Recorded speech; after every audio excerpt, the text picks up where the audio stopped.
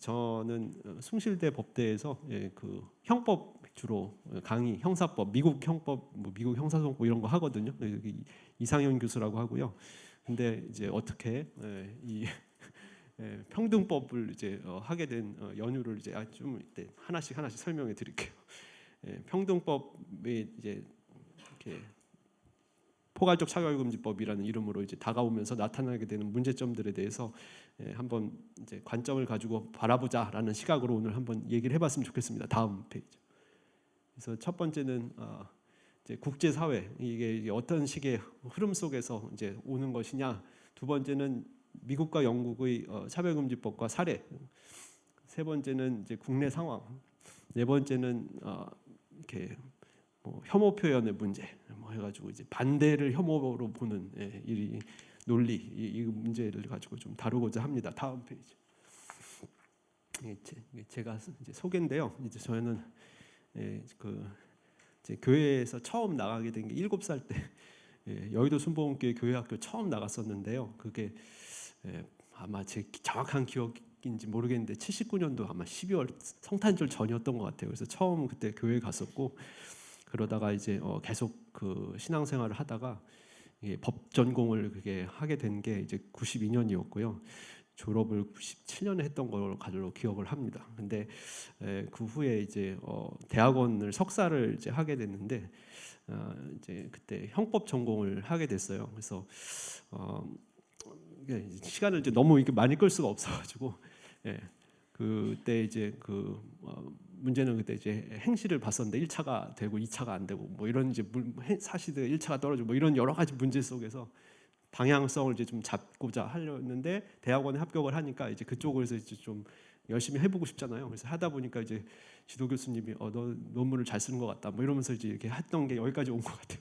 그래서 저기 석사학위를 받기 직전에 이제 교수님이 너는 미국에서 좀 공부를 하면 좋겠다 뭐 이렇게 약간 얘기를 하셔가지고 그때 이제 집에다 이제 그 얘기를 했더니 뭐 이렇게 이렇게 별 말씀 안 하시더라고요. 그래서 이제 뭐 하여튼 그런 저런 경로로 제가 이제 공부를 하다가 이제 LLM이라는 그 Master of Law 석사 과정이 있습니다. 그래서 거기에 이제 지원을 하게 돼가지고 하나님 은혜로 이제 하여튼 합격해가지고 이제 해서 미국 변호사 되고 그다음에 이제 박사 과정을 이제 했는데 박사 과정도 또 돼가지고 뭐 이렇게 해서 대법원에서 연구관하고 이렇게 하다가 이제 숭실대 오게 된 거고요.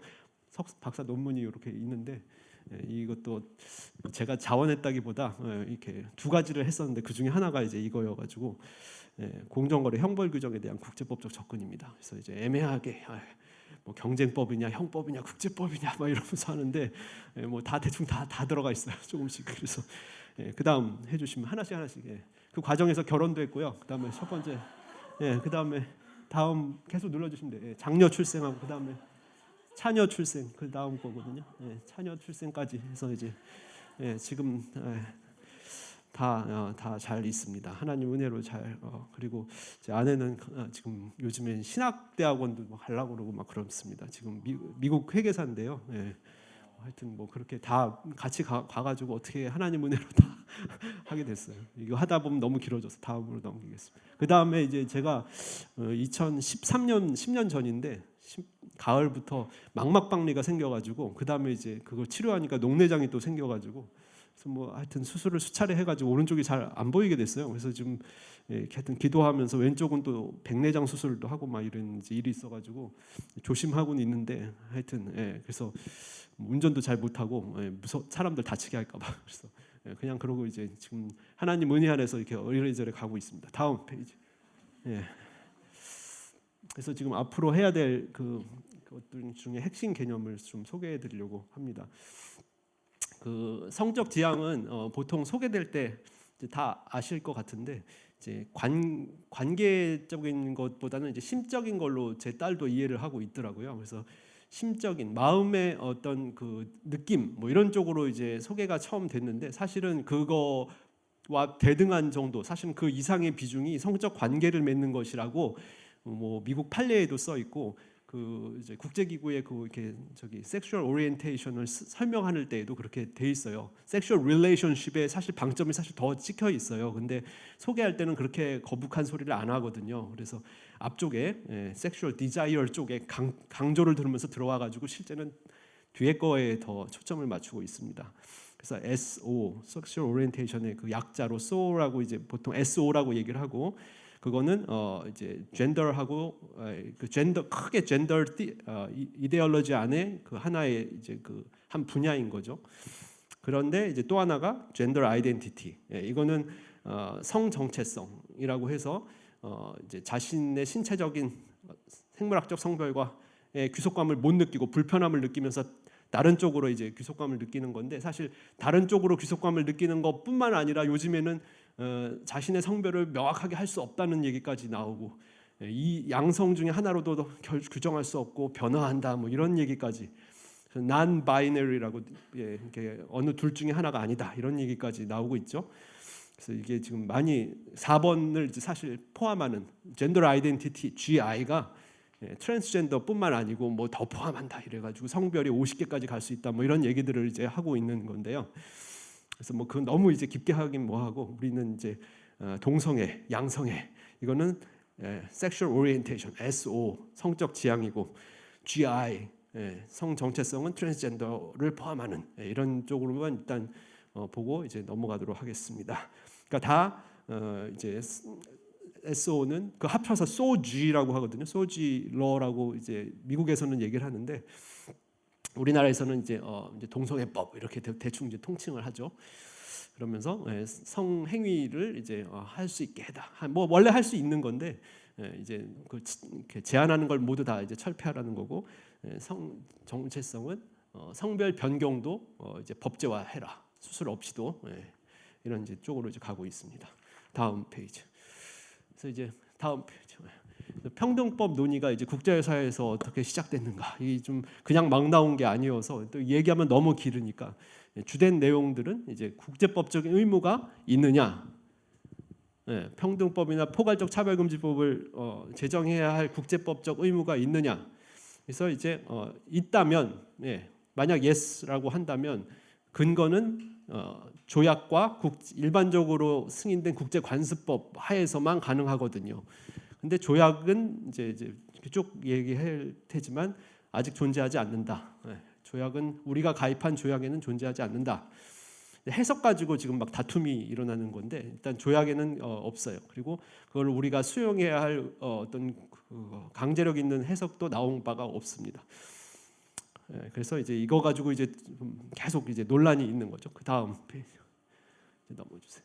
그래서 어디서 이게 시작됐을까?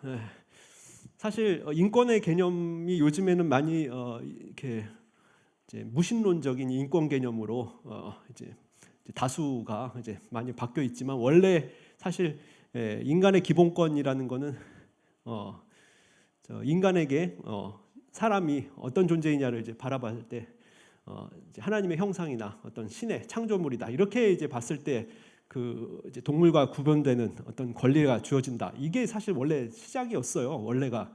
그래서 미국 독립선언 그 전에도 물론 이제 이론적인 배경이 이제 또 하나 눌러주시면 오른쪽에 눌러주시면 자연권이라는 개념이 저 중세 카톨릭이지만 중세의 신의 창조라고 이렇게 정의했던 인간의 어떤 권리가 존재한다. 그것은 실정법으로도 이렇게 실정법이 없어도 또는 실정법으로 완전히 부정할 수 없는 어떤 권리다. 그래서 이제 자연권, natural law, natural right, 자연법과 자연권 이 사상들이 원래 존재했었는데, 그거를 이제 좀 중세 이후에 창조주 얘기를 안 하는 사람들이 이제 등장하면서, 그거는 인간들이 인도주의에 따라서 인정된 거다. 뭐 어떤 형태로든 자연권이라는 게 존재했었다는 거죠. 근데 그것을 이론적으로 수용해서 이제 제시를 했던 것 중에 하나가 미국 독립선언에서 이렇게 나왔던 내용들. 신체 뭐 미국 나중에 독립 수정헌법에 보면 신체의 자유부터 표현의 자유, 종교의 자유, 중요한 어떤 정신적 기본권과 신체의 자유들이 다 들어가 있는데, 사실 우리 헌법에서는 이 미국의 영향보다는 프랑스 헌법의 헌법 죄송해요. 프랑스 인권선언의 얘기를 더 많이 하는데 프랑스 인권선언에서 얘기하는 것은 무신론적인 영향들이 더 많고 미국의 독립선언이 더 먼저죠. 미국에서 먼저 이제 독립이 일어나고 프랑스가 이제 혁명이 발생을 한 건데 미국의 독립선언이 사실은 더 먼저고 영미법계에서는 제가 이제 앵글로 아메리칸 롤에서 강의도 좀 하지만 미국 영미법계에서는 미국 독립선언의 영향이 훨씬 더 크기 때문에 그리고 또 우리나라도 사실 미국의 대법원 판례도 많이 이렇게 좀 참조도 하잖아요. 실제로도 많이 하고 그러니까 그 영향도 무시할 수 없는데 실제 우리 그 대륙법 체제여서 그런지 주로 프랑스 혁명 얘기들을 많이 하고 있더라. 그래서 사실은 미국에서 선부인권 사상이 공식화됐고 그리고 1945년도에 샌프란시스코 컨퍼런스에서 전후 질서를 얘기할 때 이제 국제연합이라는 그것을 이제 창설할 때 그 챕터 중에 그 국제연합을 이제 어떤 식으로 만드는 헌장을 이제 제시할 때 인권에 관한 내용은 경제사회 이사회에서 이제 하기로 한다. 그 내용을 이제 설립한 거, 얘기를 한 거죠. 그러면서 세계 인권 선언이 3년 후에 아시다시피 세계 인권 선언이 나오면서 그때 종교의 자유, 표현의 자유 당연히 저기 천부인권으로 이제 인정이 됐던 건데 거기에 차별받지 않을 권리가 있고 그때 당연히 성별을 이제 기준으로 했겠죠. 결혼할 권리도 남녀 중심으로. 근데 이제 그때 창조주 개념을 선뜻 쓰지 못했던 게 반대가 심하니까 이때 그 보편성 개념을 이제 넣고 보편적 권리다 이렇게 Universal Declaration이라고 이제 쓰기 시작했어요. 그 다음 페이지. 이게 똑같은 건가요? 그러다가 한 20년 정도 지나서인가요? 동서냉전 시기에 미국과 소련 중심으로 자유진영과 사회주의 물론 이제 제3세계도 있긴 있었지만 그때 사회권 규약에서 남녀 간의 이제 평등한 권리, 양성평등을 이제 채택을 하는 것을 이제 경제 사회 문화적 권리 사회권 규약에서 그 얘기를 했고 그 다음에가 자유권 규약인데 여기서 역시 성별 뭐 이렇게 종교 등에 따라서 차별 없는 권리를 해주겠다 이런 이제 것들을 이제 제시를 했죠.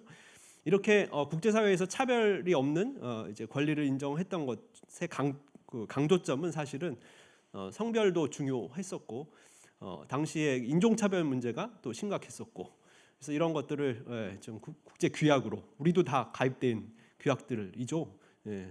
ICCPR, ICSCR 이게 다 이제 중요한 국제 규약들인데요.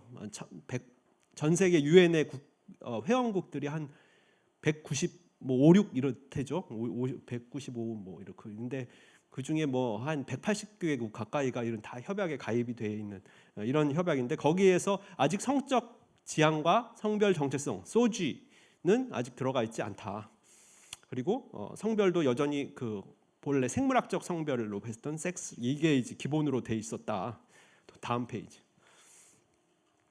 그런데 이제 이론들이 이제 등장을 그 전에도 있긴 있었지만 주류에 속해 있지 않았던 이론들이 점점 대두가 되기 시작한 것이 서구 사회에서 이제 성혁명이 진행되면서 히피 문화가 이제 등장하고 혼전 성관계가 이제 대중화의 어떤 물결을 이제 타면서 젊은 세대들 당시에 히피라고 해가지고 막 그 미국에는 서부 막 이렇게 그다음에 뭐 유럽에서는 뭐 이렇게 당시 학생 운동이 심각하게 발생했대는데 그런 데서 이제 파리나 뭐 저기 뭐 독일에서도 뭐 이렇게 있었다고 하는데 그런 데에서 이제 연합이 돼가지고 반전 반핵 뭐 이러면서 막 그 미국과 소련 다 반대다 뭐 이러면서 이제 뭐 이렇게 나타났던 그런 이론 중에 낙태 동성애 자유와 결혼도 억압적이다. 결혼 남녀 중심의 결혼 이 사상에 대한 어떤 그 권위적인 게 있다. 이것을 이제 문제 제기하는 그런 이론들이 이제 나타났어요. 그 이론의 그 결과로 동거가 이제 막 확산이 됐고, 그다음에 이혼도 당시에 서구 사회에서는 이혼을 이렇게 규책 사유가 있는 경우에만 이혼을 했었는데 파탄주의로 이제 노 폴트 디보션이라고 그냥 일방이 혼인을 하지 않겠다, 더 이상 같이 살지 않겠다고 일정 기간 경과하면 그냥 다 이혼시켜주는 파탄주의죠. 파탄주의 이혼 법제가 미국을 중심으로 이제 확산되고 서구에서도 이제 확산되면서 그 가정들이 많이 깨어졌어요. 그 이론들을 이제 이렇게 뒷받침해줬던 사람이 이 왼쪽에 오른쪽인가요? 왼쪽에 있는 사람이 비렐름 라이히라는 무슨 이상한 사람이 소아성애도 오케이하고 뭐 했던 그 약간 사회주의 무신론 사회주의자인데 이것을 이제 제도 가족 제도에도 이제 끌고 들어와 가지고 이런 억압적인 제도를 다 철폐하자 뭐 이런 얘기를 했던 사람이에요. 그래서 뭐 허버트 마르쿠제가 사회학자인데 이 사람도 이제 그걸 퍼뜨리고 주디스 벌틀러는 지금도 살아 있는 사람이고 뭐 이런 사람들이었는데 이제 그때 복음주의 진영에서도 히피들에게도 복음을 전해야 된다 하면서 이제 했던 이 분들이 이제 잭 스미스라는 이 오른쪽에 있는 척 스미스 이 캘보리 처치 갈보리 교회 미국을 이제 뭐 하셨던 분이라는데 이분이 그 히피들도 들어와라 우리가 예수님의 은혜 안에 있는 게 중요하다고 하면서 히피들이 그 노래를 많이 불렀다는데 그때 컨템퍼러리 크리스천 뮤직이 처음 탄생을 했다고 합니다. 그래서 그걸 만들어 가지고 이제 대중적인 어떤 지저스 무브먼트 예수 운동을 그때 일으켰던 특히 미국에서 그게 강했다고 하는데 그런 일들이 일어났다고 하죠. 다음 페이지. 그래서 이제 그 다음에 보시면은 이게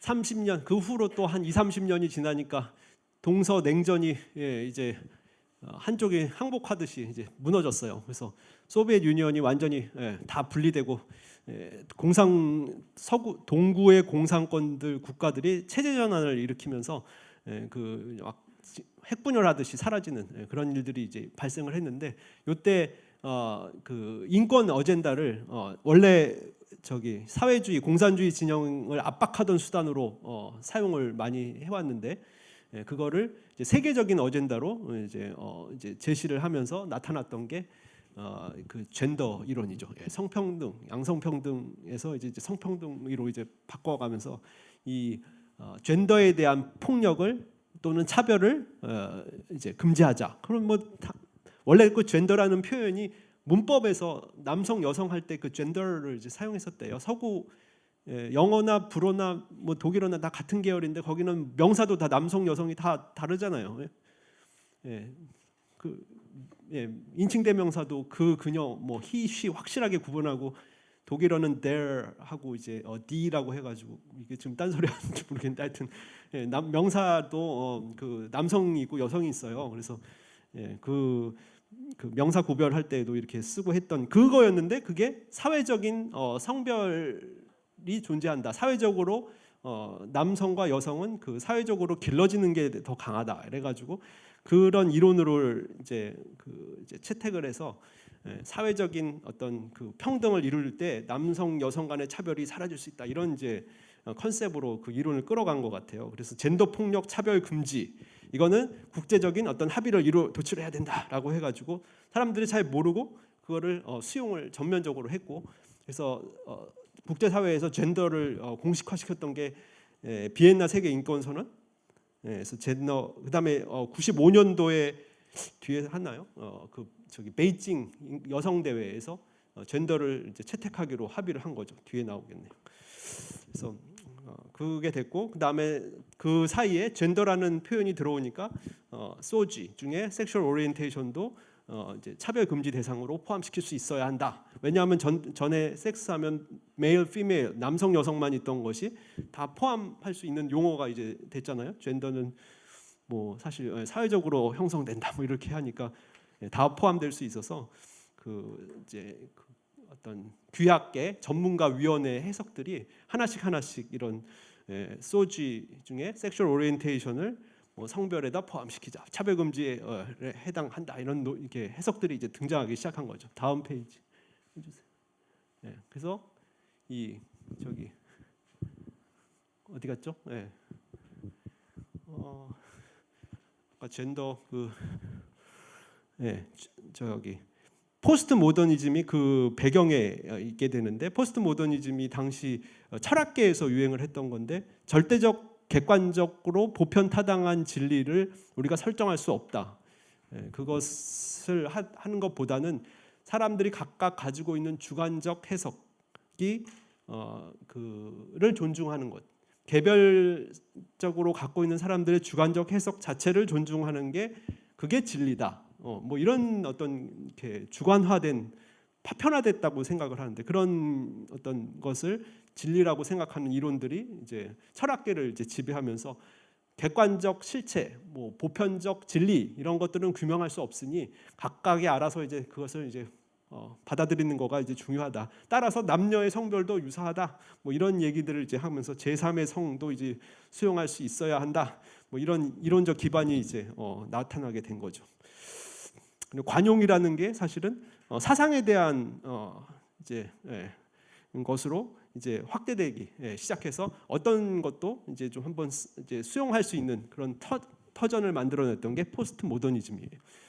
다음 페이지. 그런 기반하에 2000년대에 들어가면서 이제 원래 국제법에서 제가 규약, 조약 하면은 이제 국가 간의 합의잖아요. 그러면 이제 국가의 대표가 누구예요?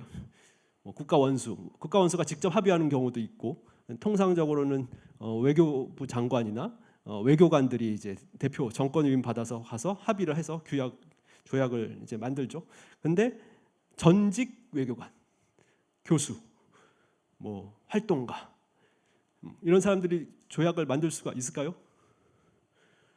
네, 그 사람들은 조약계를 체결할 수 있는 권한이 없죠. 근데 소수의 이 사람들이 그룹, 여러분들 한 30명 정도 모였다고 해요. 욕 야카르타라고 인도네시아에 있는 휴양지라는데 거기에 30명 정도가 모여가지고 저기 소지 피플에 대한 어떤 차별과 폭력도 막아야 한다라고 하면서 그들의 어떤 인권을 옹호하자는 결의문을 채택을 하는데, 그게 지금 왼쪽에 있는 욕 야카르타 프린서플입니다.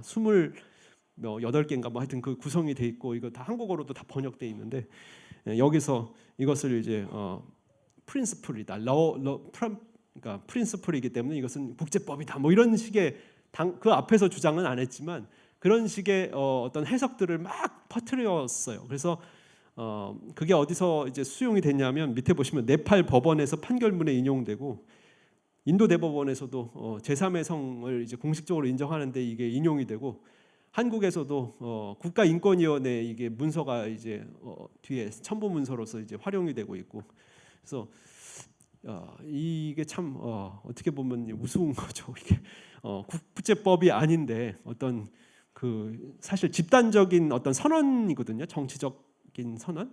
그거를 어떻게 이렇게 막 문서화 시켜가지고 이렇게 막 국가기구에서 이런 걸 인용을 하느냐, 참 답답한 노릇이죠. 그래서 국가의 대표기관이 참여하지 않았으면 국가에게는 적용 의무가 있겠어요? 없다. 국가의 대표가 국민의 자유와 권리를 제한하기 위해서는 국민의 대표가 그것을 승인을 해서 그걸 하는 게 그런 경우에만 국민의 자유와 권리를 제한할 수 있다고 헌법 37조 2항에 있잖아요.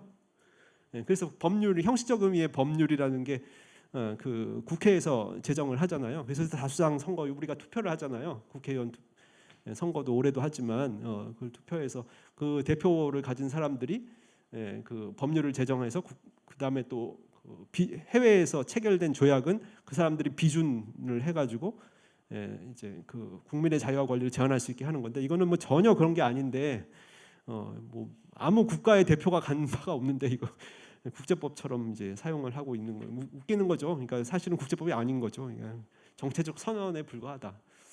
10년 후에 또 21이라고 그래서 추가로 또 뭐 의정서 너무 이제 그동안은 잘 퍼뜨려 가지고 그걸 추가하자 그래서 또 21 플러스 10인가요? 플러스 10을 또 만들었어요. 그 다음 페이지. 그래서 포괄적 차별금지법은 국제법적인 의무는 없는 그 도입을 할 국제법적인 의무는 없는데 이런 저기 전문가 위원회, 그러니까 어떤 이렇게 조약이 있으면 그 조약의 해석이나 뭐 이거를 감시하는 기구들이 있는데 그 안에 위원회가 있거든요. 소위 같이 이제 위원회가 있어서 거기서 의견을 제출을 할 수가 있는데 그 의견은 그 조약국으로서는 수용을 해도 되고 안 해도 되고 그건 이제 각자 자율적으로 하는 거예요. 하나의 권고사항도 아니지 그냥 의견을 이제 커멘트를 하는 거니까 그 커멘트를 이제 좀 주의해서 봐라 뭐 이런 취지인데 거기서 요 소지 성적 지향과 성별 정체성이 차별금지 대상인 기타 신분에 포함된다 이런 권고가 있었어요. 그래가지고 그거를 가지고 이제 계속 뭐 국제법적인 의무가 있는 것처럼 이제 얘기를 하고 있지만 유엔 총회에서는 그 의견서가 제출되었을 때 유엔 총회는 이제 유엔 회원국 전체가 이제 참여하잖아요. 거기서는 환영하지 않는다. 이런 표현 잘 안 쓰는데 이런 표현까지 써가지고 공식적인 의견 아니다 이렇게 이제 막 반박을 하고 있죠. 다음 페이지.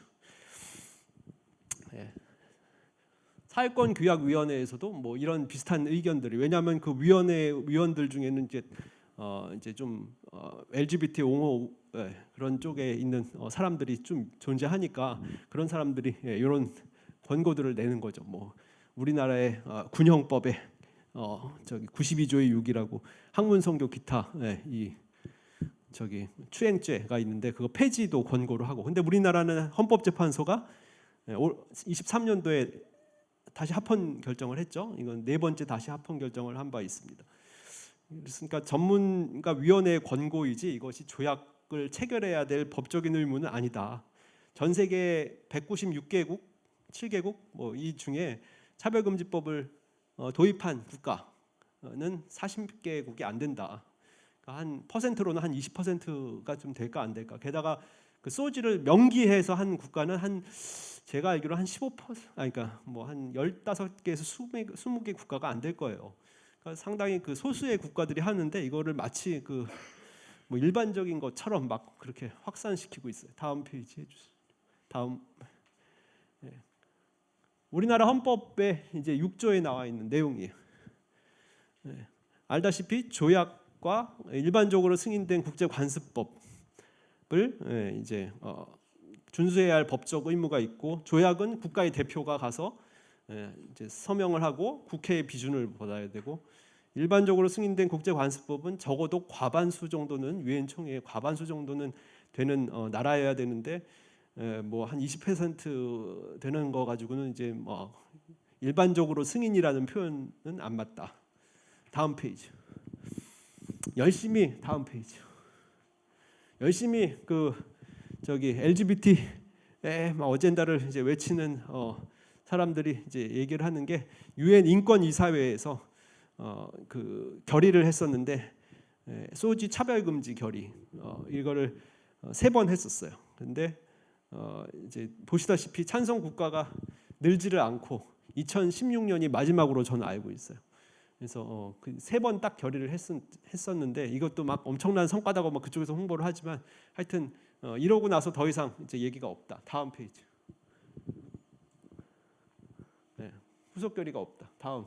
요거는 그 지금 국제기구 안에서의 어떤 그 진영 대결이랄까 뭐 이게 이런 확보 전이라고 하면 좀 지나친 것 같긴 한데 어떻게 지금 돼 있냐면 주로 가정, 그다음에 이제 생명권 존중, 그다음에 보건 뭐 이런 것을 이제 중시하는 저 위에 프로라이프라고 보통 칭해요. 프로라이프. 이 파란 색깔로 쓴 게 프로라이프. 왼쪽에 있는 게 프로초이스. 밑에 보면은 여성의 낙태권, 그다음에 LGBT 어젠다, 다양한 가족, 동거도 이제 법부로 수용해야 한다. 그다음에 성적 소지 차별 금지. 소지 차별 금지를 너무 정면으로 내세우면은 이렇게 좀 반발이 심하니까 이제 먼저 이제 가장 이제 좀 애처로운 부분, 미혼모를 계속 키우란 얘기냐 이러면서 이제 낙태권을 이제 우선시하면서 이제 하나씩 들어오는 거죠. 낙태권 앞세우면 그 다음에 다양한 가족, 그 다음에 소지입니다. 동거도 할 수 있어야 된다. 먼저 동성혼, 그 다음에 소지 차별 금지 이렇게 이제 들어오는 건데 이쪽 칸에 이제 대립이 심한 거죠. 근데 원래 유엔 처음 아까 그 1948년도에 세계 인권 선언, Universal Declaration of Human Rights 그 인권의 보편적 선언할 때 왜 이 파란 색깔로 원래 어젠다가 정해져 있었어요. 그때 천부 인권에 기반해 있었거든요. 사실상 주도하는 국가가 미국이었고 천부 인권의 어떤 백그라운드 속에서 지지를 얻으려다 보니까 하나님이 허락한 뭐 이거를 못 쓴 거지. 그 보편적인 인권의 기반은 원래 가족과 남녀 그다음에 결혼, 남녀 결혼, 그다음에 자녀의 생명 이런 것이 원래 기반이 돼 있었는데 그거에 대한 공격이 지금 심각한 형국이죠. 그래서 위에 보시면 포커스 한 번 더 눌러주시면 NGO들이 포커스 온 더 패밀리 너무 조그맣게 썼네. 이런 단체들이 여성으로 구성되어 있으면서도 센터 포 패밀리라고 이 파란 색깔 쪽을 지지하는 단체들이 이제 맹렬히 활동하고 있고 한국에서는 바른 인권 여성 연합 이제 거기서 여기와 이제 연계돼 가지고 있고 이 까만색 쪽 단체는 뭐 민변 뭐 이런데 많이 있어요. 다음 페이지로. 그래서 이제 국제사회 끝나고 이제 영국 미국으로 들어가려고 합니다. 다음 페이지. 이제 미국에서는 민권법이라는 게 연방제 국가잖아요. 그래서 연방의회가 있고 주의회가 있어. 그래서 이제 주의회에서는 주법을 이제 만들고 주헌법도 있어요. 연방의회에서는 이제 연방법을 이제 하는데 연방법에서는 아직 소지는 명시가 되어 있지 않아요. 근데 그거를 넣으려고 계속 시도는 몇 수차례 되어 왔고 이제 확실히 검색은 못했지만 2023년에는 하원을 통과해서 소지가 민권법 안에 차별금지 대상으로 이제 넣었는데 그거를 상원에서 지금 계속 계류 중에 있다라고 이제 하고 있죠. 다음 페이지. 다음 페이지. 아니요, 그렇죠. 예, 맞습니다. 근데 이제 가장 이제 지금 그 한 3년 전이죠. 3년 전에 그 소지가 되게 아주 손 들고서 환영했던 판결이 이 보스톡 판결인데요. 이 보스톡 판결이 이제 노동법에서 이들의 권익을 옹호해 주라라는 이제 해석이 판결로 이제 처음 나온 거죠. 항상 그 노동법은 먹고 살아야 되니까 그 해줘야 되는 거 아니냐. 여기서부터 이제 처음 이제 시작이 돼요. 그래서 이제 사실관계는 동성애나 트랜스젠더를 숨기고 고용했다가 나중에 알려지게 됐을 때 회사가 해고를 할 수 있느냐에 관한 문제였어요. 그렇다고 이것이 회사가 무슨 기독교계 회사는 아니에요. 일반 회사인데 일반 회사도 속이는 건 좀 그렇잖아요. 그러니까 이제 남자로 들어왔는데 뭐 갑자기 여성이 됐다고 그러고 여자가 됐다고 그러고 뭐 반대일 수도 있고 뭐 그럴 수도 그리고 뭐 동성애도 뭐 그런 얘기 안 했다가 이제 할 수도 있고 뭐 그럴 수도 있잖아요. 그랬을 때 이것이 차별금지 사유인 성별 거기에는 biological sex라고 이제 성별 섹스라고 써 있는데 여기에 이 해석에 따라서 소지 성적 지향과 성별 정체성 포함 가능한가라고 했을 때 연방 대법원에서 가정적 판단으로 이 사람이 만약에 뭐 이제 동성애자거나 아니면 성별 전환자였을 때 반대 성별이요라고 생각을 가정을 한다면 이것은 성별의 차별에 해당할 수 있다라는 그 판시를 통해서 그냥 이제 결론을 냈어요. 이게 근데 무슨 말을 설명하려면 조금 복잡한데 뭐 이미 이해를 하시네요. 그러니까 남성이라고 제가 이제 남성인데 이제 남성이라고 썼단 말이죠. 그리고 난 동성애자가 아니다 그랬는데 이제 회사에 들어가고 보니까 나는 동성애자야. 그러면서 이제 딴 남자고 이제 막 결혼하겠다고 그러고 그다음에 아니야 나 그러니까 그건 이제 1번이고 두 번째 이제 사건에서는 남자로 들어갔는데 또 남성 내가 사실은 여성이었어요 하면서 이제 머리를 기르면서 막 화장하고 다니면서 뭐 성 전환 수술 하겠다 그러고 뭐 이런 이제 호르몬 맞고 막 이렇게 됐단 말이죠. 이랬을 때 그 만약에 이 사람이 제가 여자로 만약에 그 사건에서 회사에 고용이 됐다면 그러면은 해고를 안 했을 거 아니냐? 남자를 좋아해도 결혼을 해도 뭐 되는 것이고 여성으로 변화되는 것도 뭐 여성이니까 여성이 될 수도 있는 것이고 이런 논리를 써가지고 여성이 됐으면 여성이라면 그 사람은 고용에서도 불이익을 받지 않았을 거다 이런 논리를 써서 이 평등법이 아니죠 연방 민권법상의 차별인 성별 차별에 해당한다 이렇게 논리를 폈어요. 그래서 이에 대해서는 법 해석 기구가 판결은 법을 해석하는데 이런 가정 판단을 통해서 정책에 해당하는 입법을 수행하는 것이 과연 적당한 것이냐, 적절하지 않다라는 비판들이 많이 제기가 되고 있는데, 이건 보스톡 판결이 내려짐으로써 그 LGBT 진영에서 막 옹호하고 그랬습니다. 다음 페이지. 근데 이제 그 개별 주들의 상황도 좀 봐야 되고, 그 다음에 이제 다른 판결에서는 또 표현의 자유를 옹호하는 그런 이제 판결들도 많이 나와 있기 때문에 그건 좀 봐야 돼요. 먼저 개별 주들을 보면 이런 성적 지향과 성별 정체성을 차별금지 사유로 인정하는, 채택하는 그런 주들이 전체 50개 주 중에 한 23개 주는 명시적으로 규정을 하고 있어요. 그래서 다음 페이지 보시면 그 내용들을 이렇게 이제 분리를 할 수 있겠죠. 첫 번째는 전면 금지. 고용, 주거, 교육, 공적 영무. 공적 영무는 그러니까 여러 사람들한테 접근할 수 있는 장소에서 실내라기보다 이제 모든 사람에게 접근할 수 있게 해주는 장소에서 물건 또는 서비스 용역을 제공하는 것을 이제 공공 영무라고 다 이제 통칭해서 쓰는데, 여기서는 차별을 해서는 안 된다. 상담도 안 되고 치료도 안 된다. 이렇게 이제 한 것이 12개 주. 그다음에 이렇게 너무 전면적으로 하면 피해가 크니까 자율이 많이 침해가 되니까 상담은 할 수 있게 해줘야 된다. 동성애를 이제 나오고 싶거나 아니면 트랜스젠더를 안 하고 싶은 사람들의 자유를 존중하고 그런 것도 선전을 할 수 있게 해줘야 된다. 6개 주에서.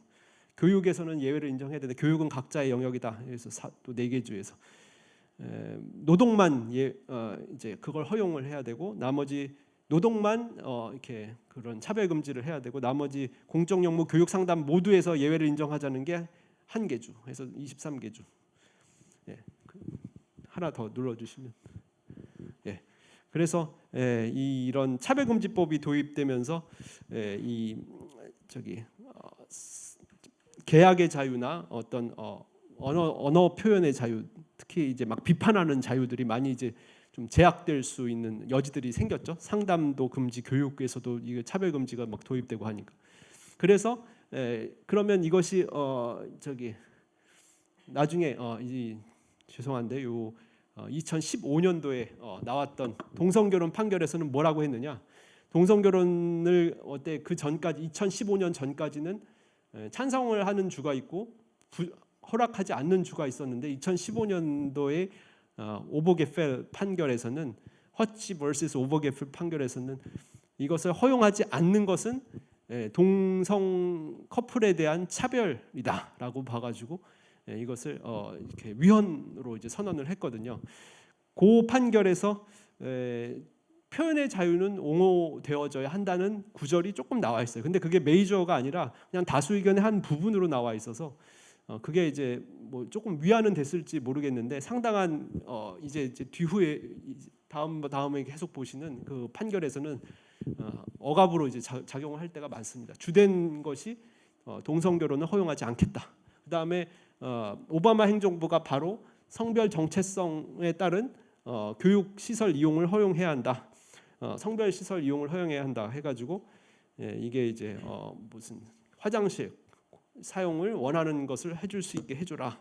뭐 그다음에 군 입대도 이제 자유롭게 자신이 원하는 성별에 따라서 이제 할 수 있게 해주라. 성별 전환도 또 하게 해주라. 뭐 이런 식의 것들이 있어서 트럼프 대통령이 이 행정명령을 폐기했죠.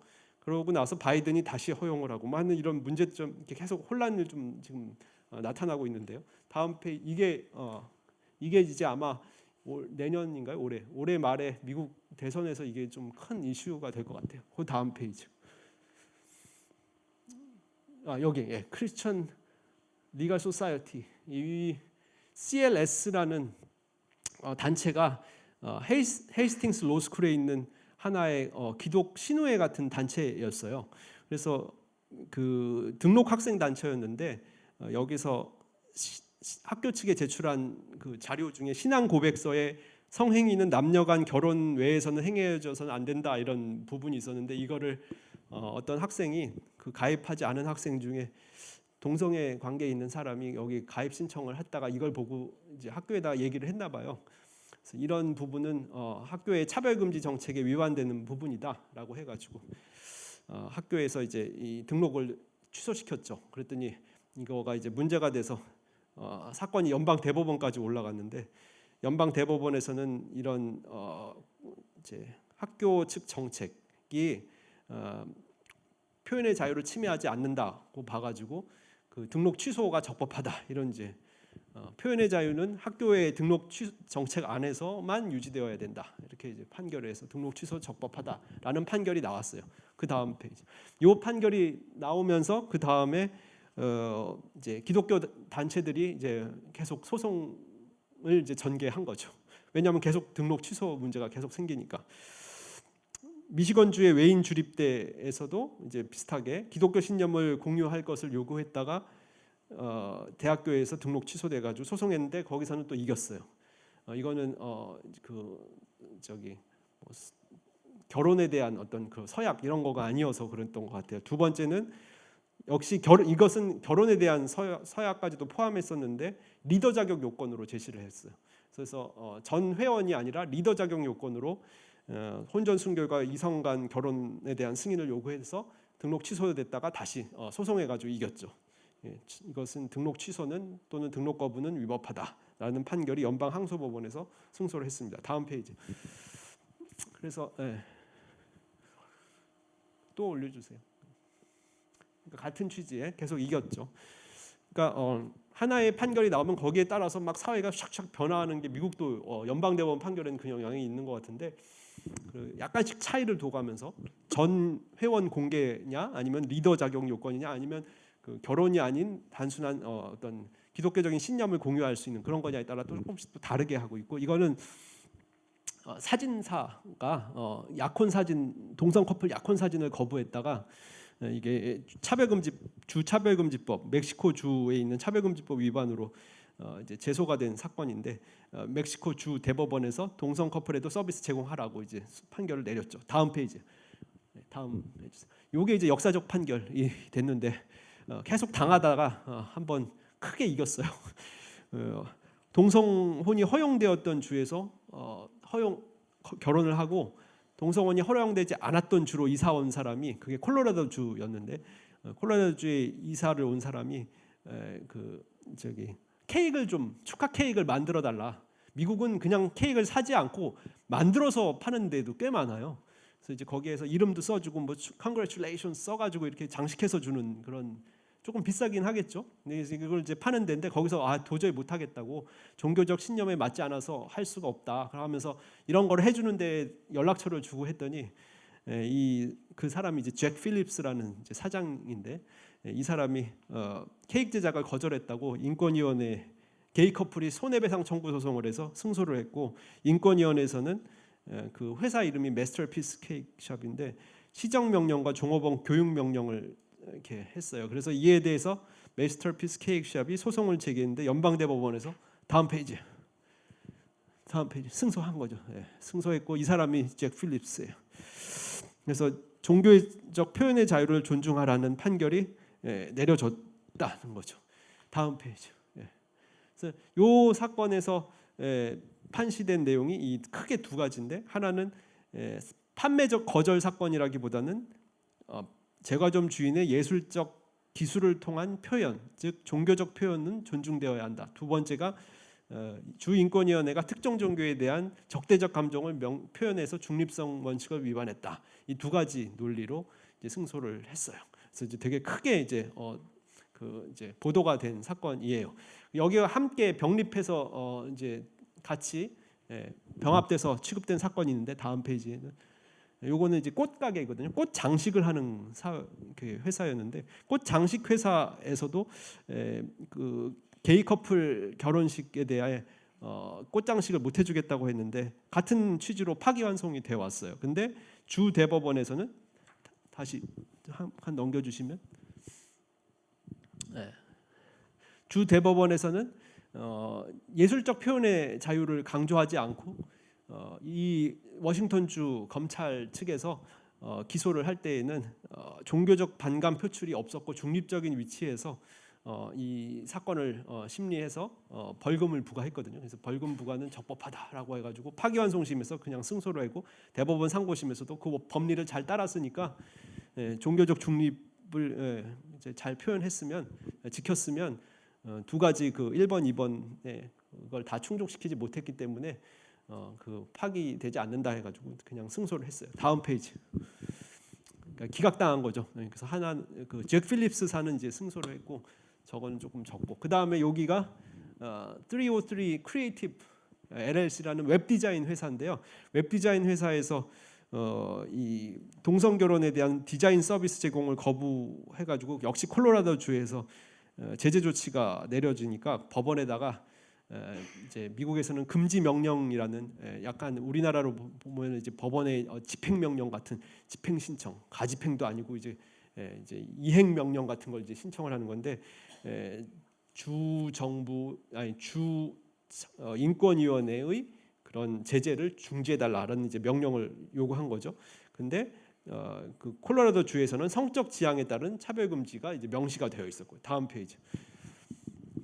그래서 이 주 법원에서는 그 연방대법원에서는 반대 메시지를 하도록 웹 디자인 회사에게 강요하는 것은 이 표현의 자유에 침해에 해당한다라고 해가지고 종전에 그 마스터피스 케이크샵에서 이렇게 여러 가지 요건을 뒀던 것을 많이 이제 좀 줄이고 이런 표현의 자유 침해 쪽에다 더 강조점을 둬가지고 이제 많은 거절을 할 수 있도록 하는 그것을 많이 크게 넓게 하는 그 판례가 내려져서 최근에 연방대법원에서 많은 그 약간 이제 좀 인사들이 이렇게 종교의 자유 쪽을 강조하는 인사들이 많이 이제 대법원 판사가 되면서 이런 쪽의 판결들이 나타나고 있습니다. 다음 페이지. 이건 이제 처치 박사라고 미국의 보스턴에 있는 하버드대 무슨 겸임 교수 하던 분이 그 보건 이 사람이 비뇨기과 의사인데 퀴어 축제를 홍보하는 거에 대해서 계속 반대 의사를 표시를 했다가 이제 함구령 지시를 받았는데요. 그 다음 페이지에 해고를 당했어요. 함구령 위반하고 성경 구절 인용했다고 해고를 당해가지고 소송을 제기했는데 합의로 종결됐다고 합니다. 근데 그 후에 이제 다른 병원에서는 더 이상 재계약을 안 해준다 그래가지고 그 여파가 상당히 있나 보다 이런 이제 그 얘기를 듣죠. 그 다음 페이지. 합의로 종결됐다. 다음 페이지. 그래서 이 또 이제 교회 내에서도 동성애자 목사의 수용과 동성혼을 결혼할 수 있도록 이제 교회에서 승인을 해줄 거냐, 국가에선 승인해줘도 교회에서 인정 안 할 수도 있지 않느냐, 뭐 이런 논쟁이 있었는데 교단에서 승인을 해주니까 이 교회들이 거기에 반발해가지고 탈퇴를 하게 됐어요. 그래서 탈퇴할 때 원래 탈퇴를 하려면 뭐 이런 요건들이 있나 봐요. 근데 그 요건을 안 갖췄다고 탈퇴를 거부했더니 그러면 그 요건 갖추겠다고 그냥 교회를 반납하고 건물 반납하고 나온 예들이 있다고 합니다. 다음 페이지. 뭐 다음 요것도 이제 그 뉴저지에 있는 필그림 선교교회에서 소유권 포기하고 나왔다고 해요. 여기에 가는 분 얘기를 제가 이제 올해 작년이죠 가서 들었더니 저기 학교에 큰 강당을 빌려서 한다고 하더라고요. 임대료 내고 학교 강당에서 예배한다고 합니다. 다음 페이지. 이제 영국인데 영국도 비슷비슷해요. 근데 영국은 이렇게 역사적인 판결 이런 거는 좀 별로 없고 법 위주로 많이 좀 돼 있어요.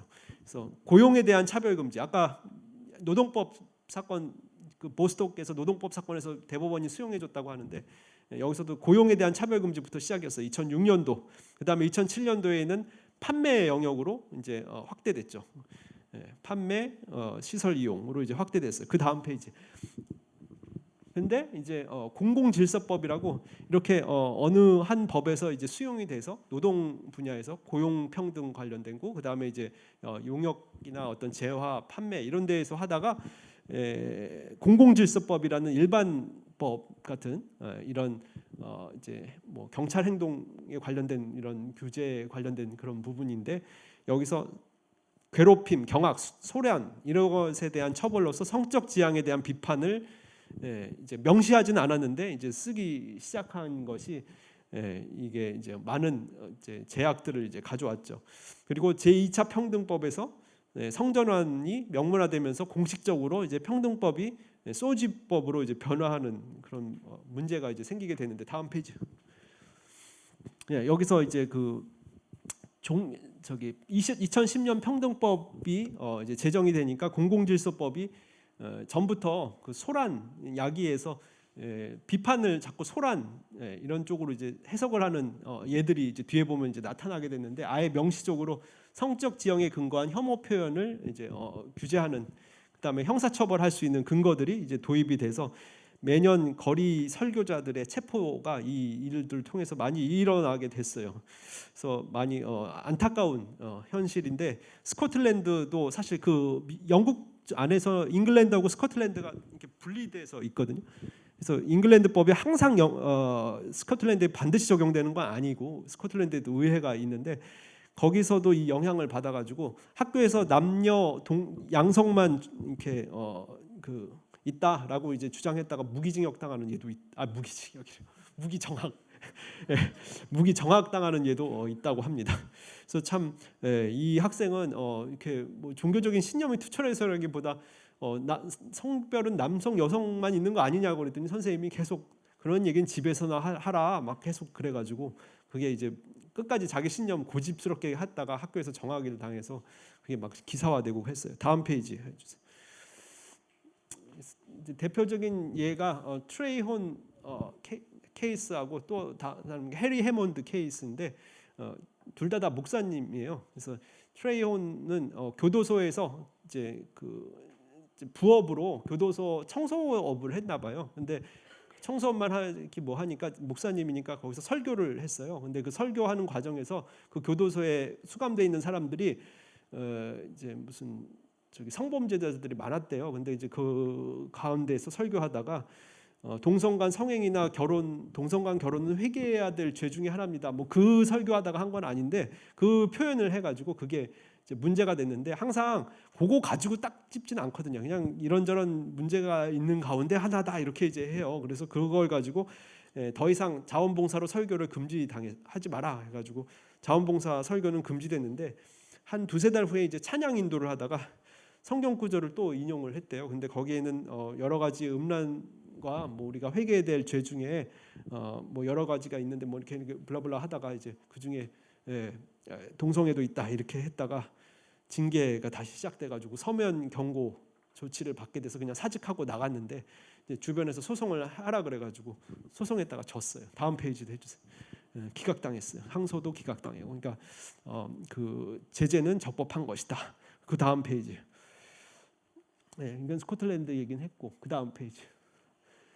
해리 해먼드 목사님 이 양반은 스탑 호모섹슈얼리티라고 이제 써가지고 그 광장에서 회개를 촉구했다가 물벼락 등 봉변을 당해가지고 소란야기죄로 체포됐어요. 오히려 봉변을 당했는데 소란야기죄로 체포가 돼서 벌금이 400파운드가 나왔는데, 그래도 많이 나온 건 아니죠. 400파운드면은 한 얼마인가요? 한 60만 원, 70만 원 정도 나왔는데 그걸 소송을 했다가 저기 유죄가 확정됐습니다. 다음 쭉 넘겨주세요.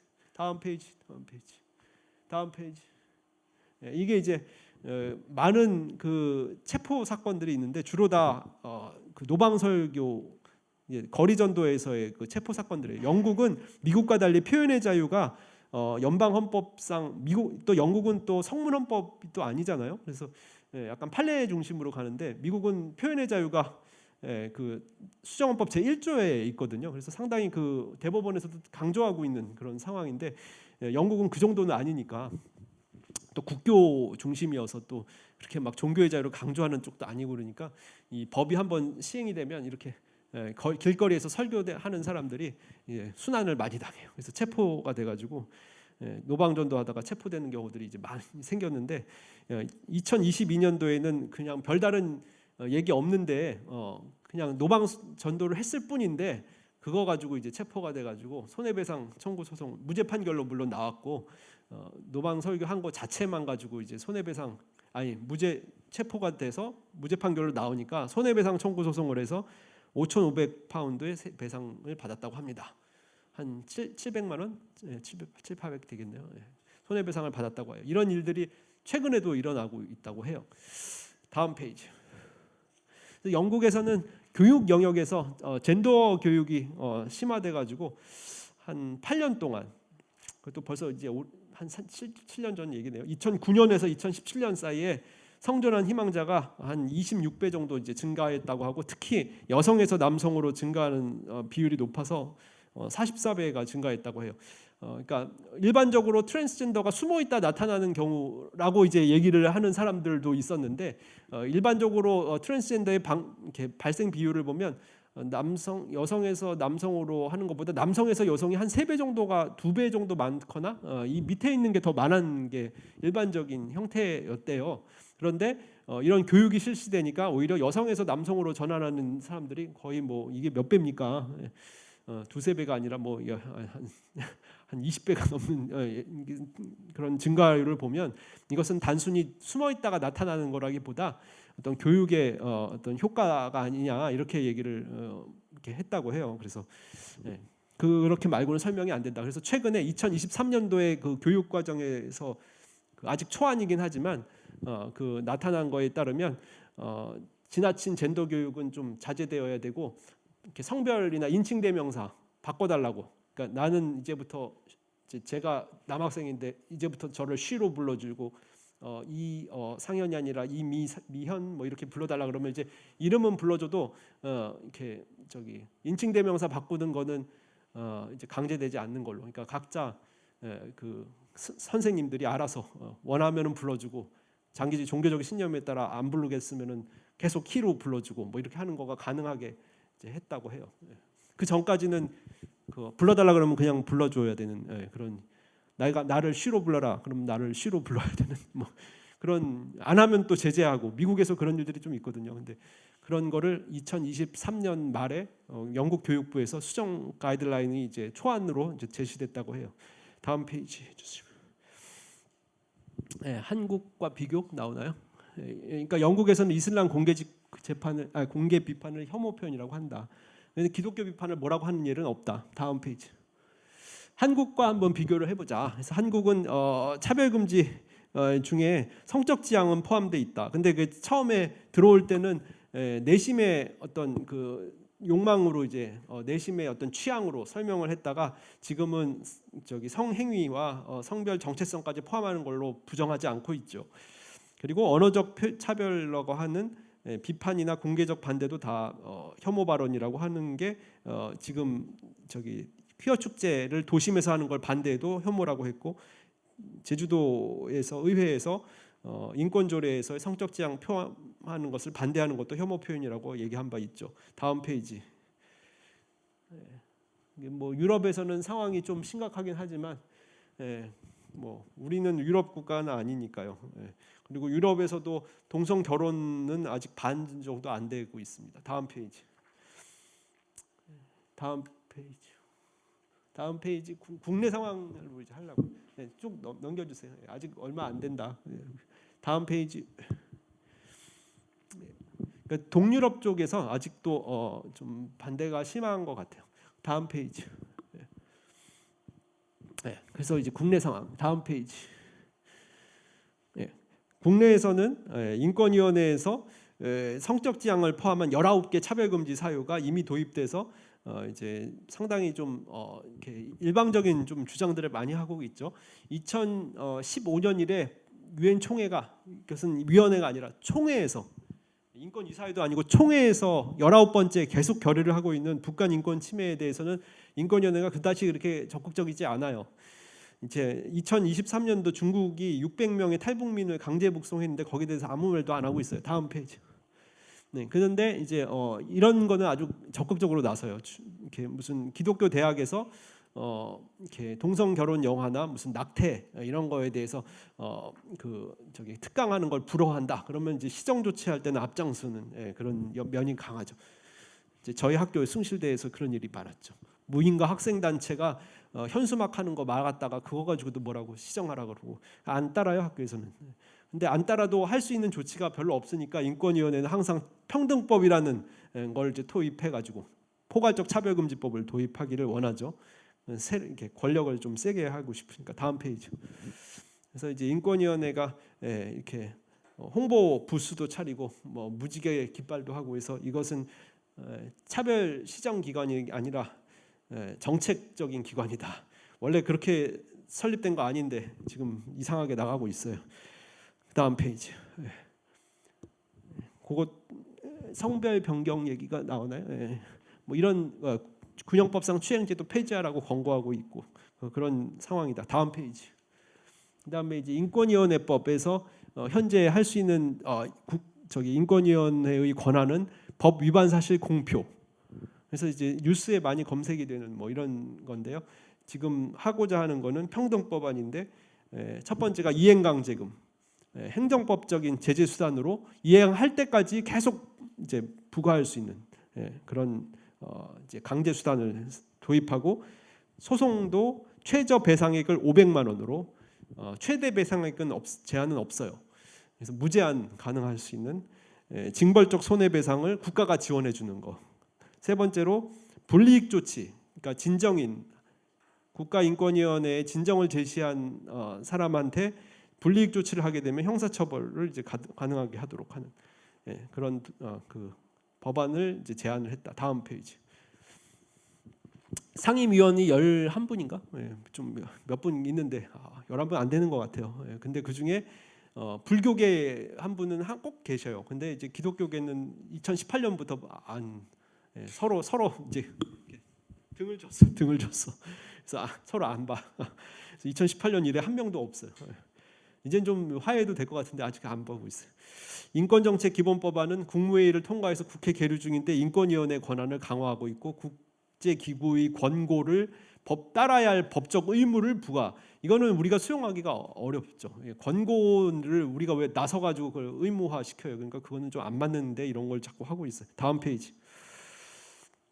다음 페이지는 반대 표현의 자유. 반대 표현의 자유는 이런 성별 이용 시설 등에 대해서 이렇게 어떤 이제 그 정책을 정해야 한다. 그다음에 경기에서도 이제 남성이 이제 여성으로 트랜스젠더 했다고 해가지고 막 허용하고 그러면 그 여성의 어떤 그 공정성이나 그다음에 그 신체적인 부분에서 침해가 발생할 수가 있다. 그래서 영국에서 최근에 아까 얘기했다는 그 가이드라인에 보면 성별 전환했을 때 그 전환된 곳의 스포츠에는 참여 금지가 원칙으로 돼 있어요.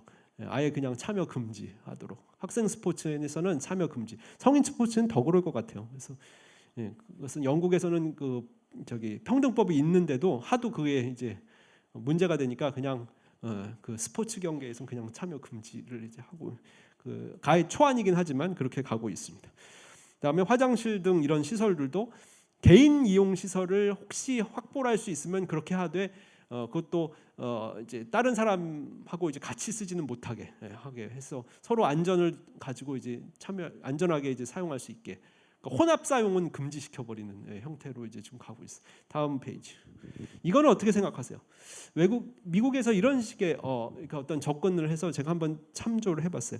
사람을 사랑으로 감싸면서 진리를 이야기할 수 있는 방법. 그러니까 관계가 서로 이제 유지되면서도 진리를 얘기하는 방법. 예를 들면 성별 전환이나 동성 결혼은 내가 수용할 수 없다. 그렇지만 너를 친구로는 내가 인정을 해줄 수 있다. 뭐 이런 얘기를 이제 어려운 상황은 내가 돌봐줄 수 있다. 이런 얘기를 하면서 이름 변경한 건 불러주는데 이런 인칭 대명사 같은 거는 이제 그대로 안 따르고 결혼식은 참여하지 않고 성별 지지를 변경을 지지하는 모임에는 참가하지 않는데 그냥 뭐 같이 이제 뭐 친목 모임에는 참여를 하고 뭐 이런 거를 한번 제안을 해두더라고요. 근데 이 얘기를 여러분들 어떻게 생각할지 모르겠어요. 근데 신학교에서 한번 얘기를 했더니 그런데 자꾸 가면은 그게 승인되는 거나 마찬가지여서 아예 거리를 두고 만나지도 않는다 이렇게 얘기를 하시더라고요. 그래서 뭐 목사님들은 뭐 그럴 수 있을 것 같아요. 왜냐하면 그 교회 대표인데 계속 그 관계를 유지하는 게 그런데 이제 목회자가 아닌데도 그냥 관계를 끊는 게 이게 맞는 건가 나는 싶어가지고 뭐 이런저런 뭐 이런 거를 미국에서는 제시를 하고 있더라고요. 관계는 있는데 뭐 이렇게 아니라는 건 분명히 하기 뭐 이런 그러니까 그것을 이제 알려는 준다. 그러니까 나는 이거를 수용할 수 없다는 건 이제 알려는 준다. 뭐 이러면서. 워낙에 많으니까 그렇겠죠. 워낙에 주변에 많아서 아마 그러지 않았을까 싶어요. 그다음에 평등 다음 쭉 하면 이제 혐오 표현 얘기인데요. 다음에 넘겨주세요. 혐오 표현이 없어도 처벌이 가능한 게 혐오라는 거는 이제 서로 싫어한다는 표현이거든요. 다음 페이지. 뭘 선동하고 그러면 폭행 교사나 모욕 교사, 이렇게 모욕죄, 손괴 교사 이런 걸로 가능하고 또 피해자가 특정되면은 명예훼손이나 모욕죄로 이제 처벌을 할 수가 있어요. 근데 그렇지 않은 부분들은 이제 표현의 자유 범위 안으로 좀 하는 게 적절하다. 다음 페이지. 학생인권조례에서 헌법재판소가 합헌 결정을 내리긴 했지만 그때 표현이라는 것은 특정 집단의 가치를 부정하고 인간성 존엄을 훼손하는 정도까지 이르렀을 때 이제 이렇게 수용하기가 어렵다 이렇게 표현하고 있거든요. 다음 페이지. 그런데 이제 예를 들면은 이제 뭐 동성혼을 거절하고 수용할 수 없다는 거, 그다음에 뭐 낙태 권리를 인정할 수 없고 트랜스젠더를 이제 이렇게 허용하는 교육들을 허용할 수 없다. 이게 집단의 가치를 부정하고 인간의 존엄성을 침해하는 정도까지라고 볼 수 있는가? 다음 페이지. 근데 자꾸 이제 이렇게 몰아가는 그런 형국이 있어서 독일에서 이런 거를 이렇게 적극적으로 옹호하는 이제 낙태, 동성애 성별 전환 이런 걸 적극적으로 옹호하는 학교에서 이렇게 그 실험적으로 학교를 운영했다가 폐교했어요. 너무 그 안에서 나타났던 성적인 어떤 타락이 너무 심해가지고 이걸 운영할 수 없다 그래가지고 폐교했어요. 다음 페이지. 그래서 일정한 부분에 어떤 비판은 허용되어야 되는 거 아니냐. 특별히 이제 3번에 보면 멸시, 모욕, 위협. 이렇게 멸시를 하겠다, 모욕을 하겠다, 위협을 하겠다기보다 동성애 환영하지 않겠다, 양성애 수용하기 어렵다, 불허한다 이런 표현들이 부정적 관념 표시긴 하지만 이거 자체를 이렇게 뭐랄까 혐오라고 보는 것은 좀 지나치다. 다음 페이지. 다음 보면 캐나다에서도 이런 성적 지향을 이렇게 환영하지 않는다, unwelcome 했다가 이것은 차별이라고 한 바 있거든요. 다음 페이지. 근데 이렇게 차별이라는 개념을 또는 사벌적 표현, 혐오 표현, 뭐 이런 표현을 너무 이렇게 확대 인정하게 되면 이렇게 사람 대상마다 그게 어떤 판단이 달라지는 경우가 생겨요. 예를 들면 사회적 약자에 대해서는 멸시, 모욕, 뭐 이렇게 부정적 관념 표기가 쉽게 혐오 표현이 되고 그렇지 않은 쪽이라고 그러면 그거 똑같이 얘기해도 그렇지 않다고. 그 예를 한 번씩 들어보면 위에 해주세요. 이게 기독 뭐라고요? 뭐 이렇게 외국인 내보내라, 똥꼬충 싫어. 뭐 이게 제가 말을 하기가 좀 어려워요. 근데 이런 것들을 하면은 이거는 어때요? 이거는 혐오 표현이 쉽게 인정이 되고 그 다음 거, 요 위에 거는 혐오 표현이라고 인정된 바가 한 번도 없어요. 그러니까 이제 누구냐에 따라서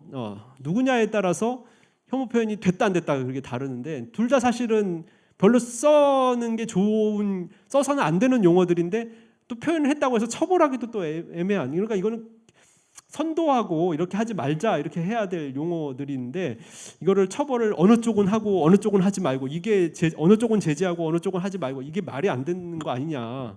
법이라는 게 공평하게 가야 되는 건데 표현 자체를 보는데 맥락을 통해서 본다고 하면서 이제 사회적으로 뭐 이제 다수이다 그러면 똑같은 표현 써도 이거는 이제 괜찮고 아닌 대상으로 하면은 그럼 사회적 다수자가 소수자가 되고 왔다 갔다 하면 그거 어떻게 어떨 땐 처벌하고 어떨 땐 제재 안 하고 말이 안 되잖아요. 이렇게 할 수는 없는 거다. 그 다음 페이지. 그래서 밑에서만 보시면 기독교에서 동성애는 죄, 뭐 동성결혼 반대 이것들도 이제 혐오 표현이 될 수 있다고 보고 있거든요. 그러면 평등법이 시행되면 이것도 제재가 가능하게 되는 것이다. 다음 페이지. 이제 이건 이제 제가 생각한 건데 부정적 표현이라고 다 되는 게 아니고 적대감을 표출했을 때나 비로소 이제 돼야 되는 거 아니냐. 적대감이란 거는 객관적으로 판단을 해야 되는 거다.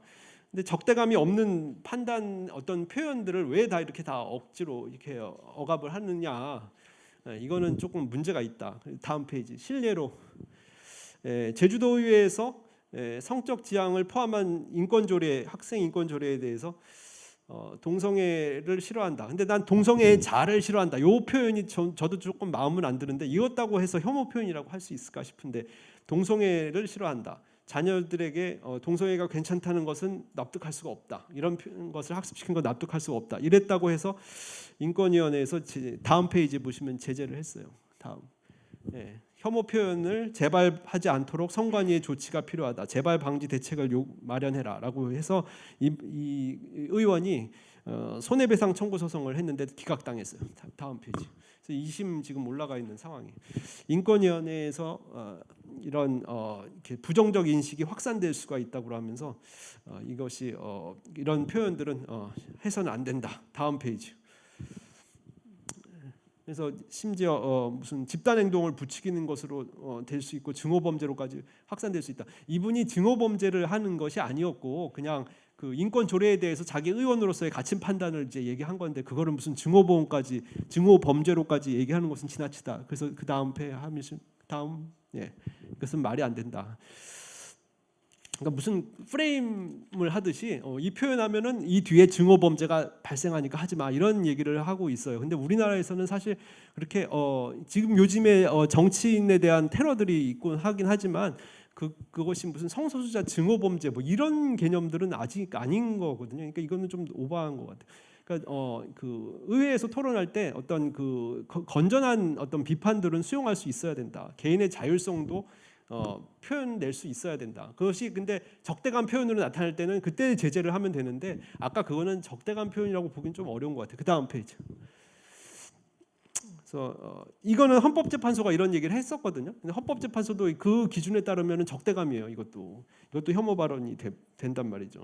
근데 헌법재판소가 요 판시를 아직 이렇게 폐기는 하지 않았단 말이죠. 잘 안 써서 그렇지 이 판시를 여전히 쓰고 있어요. 다음 페이지. 이게 추행죄 판시거든요.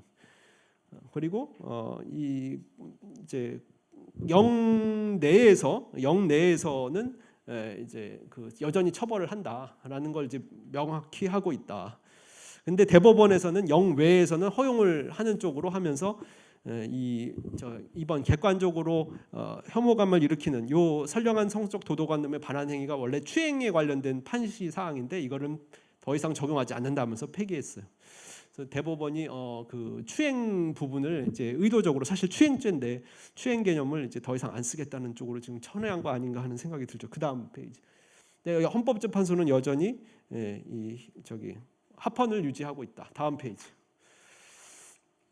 단순한 반대는 허용해줘야 된다. 반대도 못하게 하면 이것은 이제 민주사회에서 이제 찬성 또는 침묵만 강요할 수 있는 그런 부분이어서 이건 문제가 어떤 그 어떤 민주사회의 어떤 기본을 이제 흔드는 것이 된다. 다음 페이지.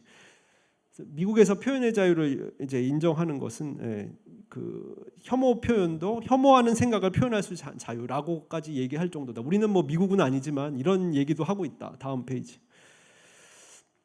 이게 이제 가운데 있는 내용이 그 탈트랜스젠더 이분이 전도사님이에요. 근데 마음의 문제라는 것을 알게 됐다. 성의 문제가 아니라 마음의 문제였다. 갈급하던 마음이 채워지니까 내가 그동안 생각했던 것이 틀렸구나라는 것을 알게 됐다. 성적인 부분이 아니라 마음을 이제 하나님께서 만져주셔야 된다라는 얘기를 했어요. 그래서 인간의 생명이 존엄하고 하나님의 형상대로 창조됐다고 하는 것에 대해서 복음을 전하고 소개하는 것이 가장 좋은 것이 아니냐라고 이제 생각을 하다. 다음 페이지. 요게 이제 마지막에서 이제 평등법이 되면 평등을 옹호하는 게 아니라 사회적 갈등이 생길 수 있어서 이제 그 포괄적 차별금지법을 수용하지 않는 나라들이 훨씬 더 많거든요. 그래서 단순히 50%가 아니라 거의 80% 국가들이 이제 안 하고 있어서 그 안 하는 이유들은 이것이 이제 가져오게 될 여러 가지 갈등 상황들을 이제 때문에 이제 안 하게 되는 건데 일본이 약간 옹호에 관한 법 해가지고 차별금지는 아닌데 그 중간 비스무리한 법을 지금 하나 제정을 했어요. 그게 G8인가요? 뭐 일본이 G7인가 G8의 안에 들어간대요. 그래서 그 안에서 아마 수용하라고 그 얘기가 들어와서 아마 통과시킨 것 같은데 한국에서는 뭐 우리가 뭐 이렇게 사실 기독교계가 거진 다 막았다고 해도 하나님 은혜로 해도 과언이 아닌데 여기까지 왔다고 해도 과언이 아닌데. 그렇지 않았으면은 뭐 제가 이런 얘기 하는 것도 쉽지 않았을 거고 지금 뭐 유튜브에서 뭐 촬영해서 올리신다고 하는데 뭐 그런 거 했다가 저도 어떻게 될지 모르는 판인데 아직까지 이게 된다는 것도 감사한 거고 하여튼 이런 일들이 앞으로 사람을 또 그런 쪽으로 자꾸 하게 되면 그런 쪽에 하나님께서 이제 숨어서 있던 사람들이 전부 전면에 등장해가지고 그런 거를 이제 따라하는 사람들도 많이 생기게 돼요. 그래서 이렇게 좀 좋지 않은 그런 부분인데 그게 너무 활성화되고 치료할 수 있는 영역들이 아직도 있는데 그거를 이제 좀 치료를 못하게 되는 문제가 생겨서 참 안타깝다. 그래서 좀 많은 서로 간의 그 존중과 치료 이런 쪽으로 접근을 해서 그 사람들이 좀 빨리 치료 혹시 또 뭐 여러분들 중에 또 저도 가끔가다 제 딸도 그런데 뭐 삶이 힘들다 보니 뭐 여자로 한번 태어나봐 뭐 이런 얘기 생각을 저도 한두 번 한 적이 있어요. 근데 그게 결코 좋은 게 아니고 지금 주신 거가 감사한 삶이고 우리가 힘든 부분들 하나님 앞에 나아가서 기도를 하고 하나님께서 그것을 이제 감사와 또 이제 찬양으로 이제 변화시켜 주실 때 우리가 가지고 있었던 또 어려움들이 또 하나씩 또 해결되는 은혜를 맛보게 되면 이제 좀 닥치는 문제들을 그런 식으로 뭐 몸을 바꾸고 뭐 이거 뭐 머릿속에 있던 욕망을 실현하고 이런 거를 통해서 해결되는 게 아니라 하나님께서 해결해 주시면 감사하고 아니어도 감사하고 약간 그런 쪽으로 이렇게 봤을 때 삶에서 이런 그 욕망들을 어떻게 보면 잘못된 욕망은 없애고 감사한 것들은 이제 충족이 되고 하는 그런 것들이 자꾸 개발돼서 삶을 평안하게 살아갈 수 있는 게 아닌가 하는 생각이 들었습니다. 이상으로 마치도록 하겠습니다. 감사합니다.